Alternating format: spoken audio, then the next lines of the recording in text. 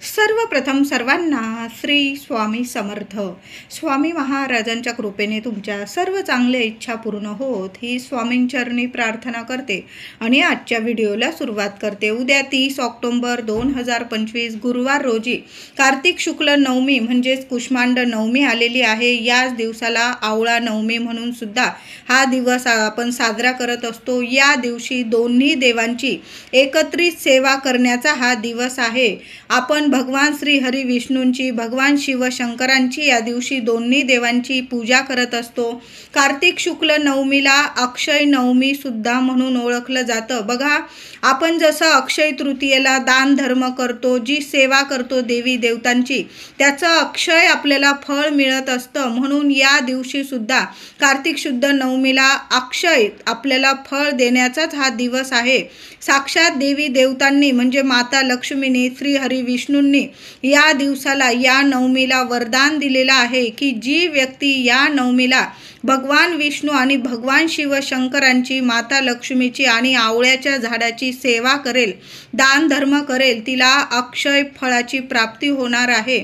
म्हणून या दिवशी जेवढं दान धर्म होईल ना महिलांनो, दादांनो, जेवढं होईल, अगदी 10-20 रुपयाचं कुणाला पाणी पाजता आलं, कुणाला काही खायला प्यायला देता आलं, कपडे लत्ते, शिक्षणासाठी कुणाला कसलीही मदत तुमच्या ऐपतीप्रमाणे तुम्हाला करता आली ना तर नक्की करा.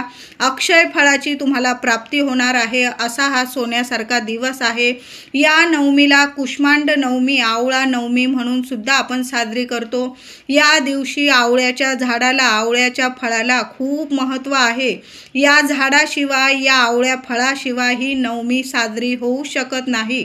महिलांनो, थोडे का होईना आवळे आपल्या घरात या शुभ दिवशी नक्की घेऊन या. सोन्यासारखं तुम्हाला फळ आणि आरोग्य, वर्षभर तुमच्या घरात कुणीच कधीच आजारी पडणार नाही, असा हा सोन्यासारखा दिवस आहे. म्हणून आवळा आपल्या घरात जरूर घेऊन या. आवळ्याचा पाला मिळाला थोडासा, तो सुद्धा घेऊन या. धुवून घ्या, थोडासा पुसून पासून आपल्या तिजोरीत ठेवला ना तुम्ही, 1 पान ठेवा, 5 पान ठेवा, जास्त ठेवायचे असेल ठेवू शकता. एखाद्या पिवळ्या कपड्यात बांधून ठेवले आणि त्याबरोबर एखादा रुपया ठेवला तुम्ही आणि थोडी आवळ्याची पानं ठेवली ना, खूप सुंदर, म्हणजे लक्ष्मी प्राप्तीसाठी, धनप्राप्तीसाठी सुद्धा हा उपाय, ही सेवा खूप महत्त्वाची आहे. भगवान श्री हरी विष्णूंचं, माता लक्ष्मीचं नामस्मरण करावं, 21 वेळा मंत्र जपावा आणि आपल्या तिजोरीत आवळ्याची पानं 1 रुपयाबरोबर पिवळ्या कपड्यात बांधून जरूर ठेवून द्या. अनुभव सोन्यासारखाच येणार आहे तुम्हाला. त्याचबरोबर या कुष्मांड नवमीला म्हणजेच आवळ्या नवमीला या दिवशी कोहळ्याला सुद्धा खूप महत्त्व आहे. कोहळा आपण जो नवरात्रीत दुर्गाष्टमीला किंवा नवमीला देवी आईसमोर कोहळा कापण्याची परंपरा आहे. म्हणून या दिवशी सुद्धा कुष्मांड म्हणजेच कोहळा दान करण्याची सुद्धा जुनी परंपरा आहे. कोहळा तामसिक फळ आहे. आपण म्हणजे एका राक्षसाचा नाश करत आहोत, त्याला ठार करत आहोत, अशी जुनी परंपरेनुसार काही ठिकाणी तो कोहळा कापतात सुद्धा. काही ठिकाणी त्याला थोडंसं तुपाचा हात लावतात आणि तो कोहळा एखाद्या मंदिरात, भगवान विष्णूंचं मंदिर असेल तिथं तो दान केला जातो, किंवा एखाद्या गरीब व्यक्तीला दान केला जातो, किंवा एखाद्या झाडाखाली सुद्धा दान करण्याची जुनी परंपरा आहे, किंवा वाहत्या पाण्यात सुद्धा दान करण्याची जुनी परंपरा आहे. भागानुसार, प्रत्येक भागानुसार परंपरा ही वेगळी असते. कोहळा, कुष्मांड नवमीला कोहळ्याला खूप महत्त्व आहे. कोहळा काही ठिकाणी कापतात तर काही ठिकाणी तुपाचा हात लावतात. तो कोहळा विष्णूंच्या मंदिरात ठेवतात. काही ठिकाणी पिंपळाच्या झाडाखाली किंवा आवळ्याच्या झाडाखाली तो कोहळा ठेवला जातो, किंवा काही ठिकाणी एखाद्या गरीबाला दान केला जातो. काही ठिकाणी वाहत्या पाण्यात तो विसर्जित केला जातो. आपल्या भागानुसार परंपरा ही वेगळी आहे. पण कोहळ्याला सुद्धा खूप महत्त्व आहे. तुम्हाला एखादा कोहळा एखाद्या गरीबाला दान करता आला या दिवशी तर जरूर दान करा. थोडासा तुपाचा बोट लावा त्याला महिलांनो, दादांनो, आणि तो कोहळा दान करायचा आहे. घरावरील, तुमच्या मुलाबाळांवरील जी इडापिडा असते, आपल्या आजूबाजू जी राक्षस प्रवृत्तीची म्हणजे शत्रू असतील, त्यांचा सुद्धा नायनाट साक्षात भगवान विष्णू करतात. आपल्या मनात काही नकारात्मकता असेल, घरात दुःख असेल, दारिद्र्य असेल, कुठल्या कामात यश मिळत नसेल, तर आवळा नवमी, कुष्मांड नवमीला उद्या गुरुवारी एखादा कोहळा जरूर दान करा, एखादा तुपाचा बोट लावा त्याला थोडासा, आणि तुम्हाला जिथं दान करता येईल ना, वाहत्या पाण्यात दान करू शकता, एखाद्या झाडाखाली, भगवान विष्णूंचं मंदिर असेल किंवा एखाद्या सरळ गरीबाला दान केला तरीही चालेल.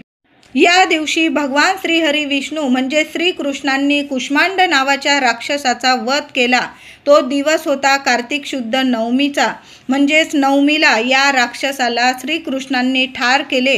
काही ठिकाणी या दिवशी कोहळा कापला जातो, म्हणजे सर्व राक्षस रूपी प्रवृत्तीचा नाश होऊन दैवी साथ कायम मिळावी, भगवान श्रीहरी विष्णूंची, माता लक्ष्मीची अखंड कृपा आपल्याला मिळावी म्हणून कोहळा कापणे किंवा कोहळ्याचं दान करणे या गोष्टी या दिवशी खूप महत्त्वपूर्ण केल्या जातात. आता कुष्मांड नवमीबद्दल आपण जाणून घेतलं. मग याच दिवसाला आवळा नवमी म्हणून का बरं ओळखतात? तर या दिवशी कार्तिक शुद्ध नवमीला, आवळा नवमीला लक्ष्मी माता पृथ्वीवर प्रकट झाली, अवतरली. तेव्हा माता लक्ष्मीला तीव्र इच्छा व्यक्त झाली की या दिवशी हरिहर म्हणजे दोन्ही देवांची या दिवशी एकत्रित पूजा सेवा करावी, त्यांना जेवू घालावी, अशी मनात माता लक्ष्मीला तीव्र इच्छा उत्पन्न झाली. पण माता लक्ष्मीला मनात प्रश्न पडला की प्रथम कोणाला बोलवावे, हरी की हर?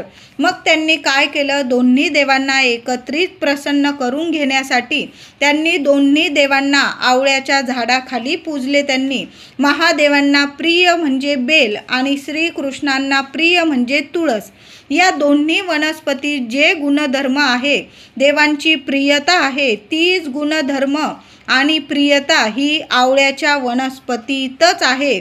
एकमेव हेच झाड आहे की बेल आणि तुळस ही दोन्ही वनस्पतीचे गुणधर्म हे आवळ्याच्या झाडामध्ये आहे.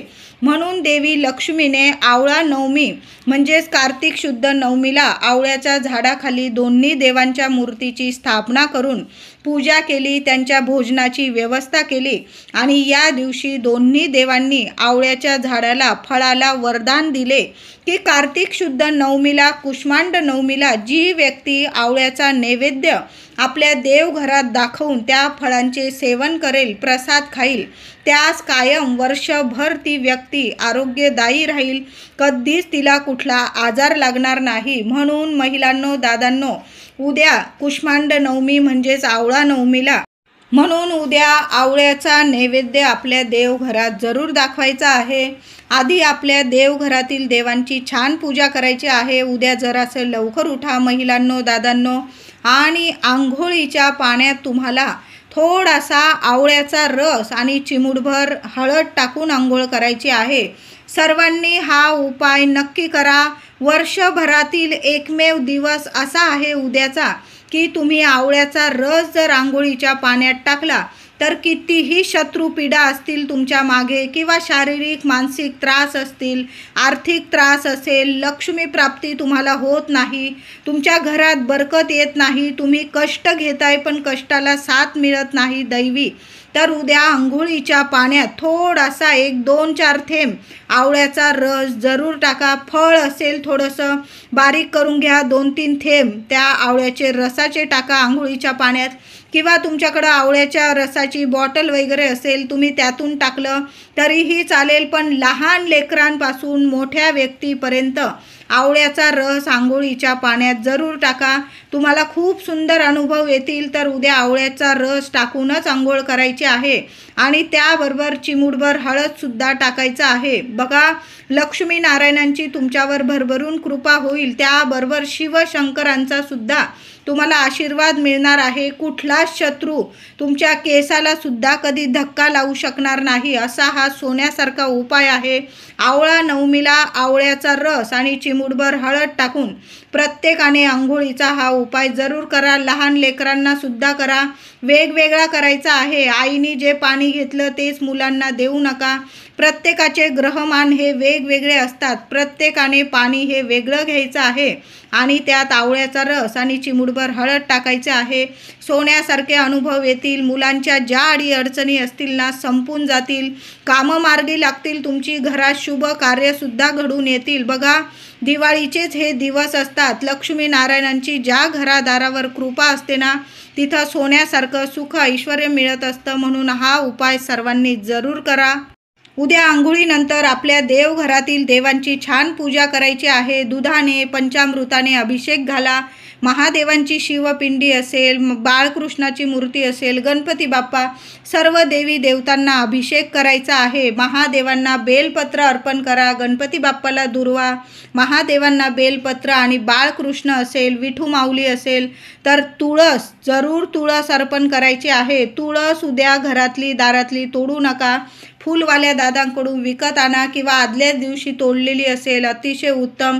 तुम्हाला उद्या एखादं तुळशीचं रोप लावायचं असेल किंवा आता तुळशी विवाह प्रारंभ होत आहे, तोपर्यंत कधी पण महिलांनो तुम्ही तुमच्या दाराशी छानशी अशी तुळस लावू शकता. जरी आधीची असेल तरी पण एखादं रोप जरूर लावा. खूप सुंदर अनुभव येतात. तर उद्या देवांची पूजा सेवा केल्यानंतर देवघरात आपल्याला थोडासा आवळ्याचा नैवेद्य दाखवायचा आहे. तर छान असे आवळे, बाजारात भरपूर आवळे विकत मिळत आहे. आवळ्याचं फळ आपल्या घरात नक्की घेऊन या. देवांना सुद्धा नैवेद्य दाखवा. आता आवळा नुसता ठेवू नका, त्याबरोबर थोडासा गुळाचा खडा ठेवायचा आहे तुम्हाला. छोटासा गुळाचा खडा आणि आवळा नैवेद्यात ठेवायचा आहे. नंतर तो नैवेद्य घरातील प्रत्येकाने खायचा आहे. आरोग्यदायी राहाल वर्षभर. कसलाच आजारपाणी लागणार नाही किंवा घरात कुणाचं आरोग्य नीट नसेल त्या व्यक्तीला सुद्धा उद्या नैवेद्य दाखवून आपल्या देवघरात आवळा आणि गुळाचा नैवेद्य दाखवा आणि तो नैवेद्य प्रसाद स्वरूप घरातील सर्व व्यक्तींना द्यायचा आहे. आरोग्य नीट होईल. काही वेळा औषध पाण्याला गुण येत नाही. अशा शुभ तिथींना जर आपण सेवा करतो तर त्या सेवेचं फळ आपल्याला 100% मिळतं. तर उद्या अक्षय नवमी म्हणून सुद्धा हा दिवस साजरा केला जातो. जेवढी सेवा कराल ना तेवढं अक्षय 1000 पटीने फळ मिळणार आहे. आरोग्यदायी राहाल. उद्या आवळ्याचा नैवेद्य देव घरात जरूर दाखवायचा आहे. 5 आवळे ठेवा, 11 ठेवा.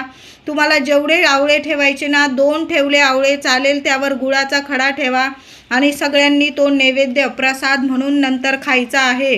उद्या महिलांनो आवळा नवमी आणि गुरुवार आलेला आहे. मुख्य दारावर हळदीचे, दारावर म्हणजेच उंबरठ्यावर हळदीचं लेपन जरूर करा आणि मुख्य दारसुद्धा स्वच्छ पुसून घ्यायचं आहे. थोडीशी हळद ओली करायची आहे. हळद ओली करताना थोडंसं गुलाबजल टाकायचं आहे आणि हळदीने स्वतः महिलांनी किंवा दादांनी आपल्या घरासाठी उपाय आपण करायचा आहे. आपल्या मुख्य दारावर सुद्धा हळदीचं एक स्वस्तिक काढा. स्वस्तिकच्या आजूबाजू 2-2 रेषा द्या, तेव्हाच आपलं स्वस्तिक पूर्ण होतं. म्हणून एक स्वस्तिक आपल्या मुख्य दारावर काढा. तुमच्या पैशाला बरकत नसेल तर एक स्वस्तिक लक्ष्मीनारायणांचं मंत्र जपत आपल्या तिजोरीवर काढलं तुम्ही. आपलं देवघर असेल तिथं काढू शकता. अजून एक स्वस्तिक तुमचं किचन ओटा असेल, गॅसजवळ तुम्ही तिथंसुद्धा एक स्वस्तिक काढू शकता. मुलांचं स्टडी टेबल असेल, मुलं जिथं अभ्यास करतात ज्या खोलीत, तिथंसुद्धा एक स्वस्तिक काढलं. नाही एवढं जमत, मुख्य दारावर तरी एक हळदीचं स्वस्तिक जरूर काढा. उद्या सकाळीच महिलांनो उंबरठ्यावर हळदीचं लेपन करून माता लक्ष्मीच्या पावलांची हळदी, कुंकू, फुलं वाहून पूजा करा आणि माता लक्ष्मीची पावलं जिथं लावलेली आहे ना तिथं कोपऱ्याला आपण एक आवळा, उंबरठ्याच्या दोन्ही बाजूला एक आवळा तुम्हाला ठेवून द्यायचा आहे. अशी 2 आवळे आपल्या मुख्य उंबरठ्यावर जरूर ठेवून द्या. संध्याकाळी देवांची कापूर आरती करायची आहे. कापूर सोबत खाली तांदूळ घ्या, अख्खे तांदूळ, कापूर जाळा, आरती करा. नंतर त्या कापूर सोबत 2 किंवा 5 लवंग जाळायचे आहे तुम्हाला आणि ते संपूर्ण घरात धूप पसरवायचं आहे. नंतर ते उंबरठ्यावर, मुख्य उंबरठ्यावर ते कापराचं भांडं जरावर ठेवा आणि तुम्हाला जी इच्छा असेल उंबरठ्याला हात लावून बोलून घ्यायची. नंतर ते आवळे उचलून घ्यायचे आहे. रात्री आवळे उचलायचे आहे. दिवसभर ते आवळे तसेच राहू द्यायचे आहे. नंतर ते आवळे एखादं झाड असेल तुमच्या घराजवळ तिथं कोपऱ्याला नेऊन ठेवले, चिमणी पाखरं खाऊन जातील किंवा सरळ विसर्जनात टाकून द्यायचे आहे. वाहतं पाणी वगैरे असेल किंवा तुम्ही निर्माल्य वगैरे काढून ठेवता देवांचं, त्यात जरी ते आवळे काढून ठेवले ना, टाकून दिले विसर्जनात तरीही चालेल.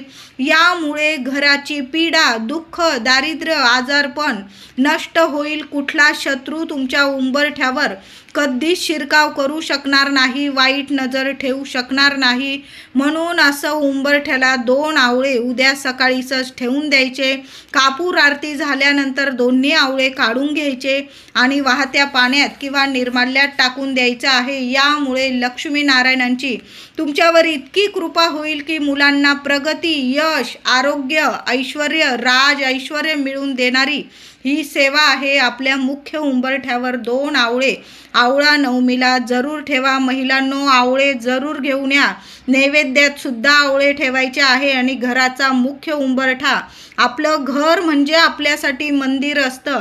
म्हणून महिलांनो, आपल्या मुख्य उंबरठ्यावर 2 आवळे ठेवा. आधी देवांना सुद्धा सकाळीच आवळ्यांचा आणि गुळाचा नैवेद्य दाखवा आणि मुख्य उंबरठ्याचा सुद्धा हा उपाय जरूर करा. उद्या महिलांनो, आपल्या मुलांसाठी एक दिवा या ठिकाणी जरूर लावायचा आहे. तर काय करायचं, सकाळीच आपल्याला ही सेवा करायची आहे. तुमच्या घराजवळ जर आवळ्याचं झाड असेल तर आवळा नवमीला सकाळीच एक मातीची पंती घ्या किंवा तुमच्याकडं जो दिवा असेल तो एक दिवा घ्यायचा आहे. मातीची पंती जरी घेतली, आपल्या दिवाळीच्या मातीच्या पंत्या बऱ्याच आहे, धुवून पुसून घ्या. त्यात दुहेरी वाट टाकायची. तिळाचं किंवा मोहरीचं तेल टाका. तुम्ही जे देवांसाठी दिव्यांसाठी तेल टाकता ते तेल टाका. काहीतरी आसन द्या एखाद्या कागदावर किंवा पुठ्ठा बिठ्ठा असेल तुमच्याकडं, त्यावर तो दिवा ठेवायचा आहे आणि ते दिव्याची हळद कुंकू फुलं वाहून पूजा करायची आहे. आणि तुमच्या घराजवळ जर आवळ्याचं झाड असेल तर त्या झाडाखाली तुम्हाला मुलांच्या सुख समृद्धीसाठी तो दिवा आईने लावून द्यायचा आहे. आता समजा प्रत्येकाच्याच घराजवळ जर आवळ्याचं झाड नसेल, मग काय करायचं महिलांनो, तोच दिवा घ्यायचा आणि पिंपळाचं झाड असेल तुमच्या घराजवळ तर पिंपळाच्या झाडाखाली एक दिवा असाच मातीची पंती, दुहेरी वात, तिळाचं किंवा मोहरीचं तेल टाका किंवा जे तेल असेल ते टाका. हळदी कुंकू फुलं वाहून पूजा करा आणि त्या दिव्याबरोबर तुम्हाला एक आवळा बरोबर घेऊन जायचा आहे पिंपळाच्या झाडाखाली. आवळ्याचं झाड असेल तर आवळा नेऊ नका, तुम्ही साक्षात आवळ्याच्या झाडाखालीच दिवा लावत आहात. आता आवळ्याचं झाड नसेल, पिंपळाच्या झाडाखाली जरी दिवा लावला पण एक आवळा पिंपळाच्या झाडाखाली ठेवून या.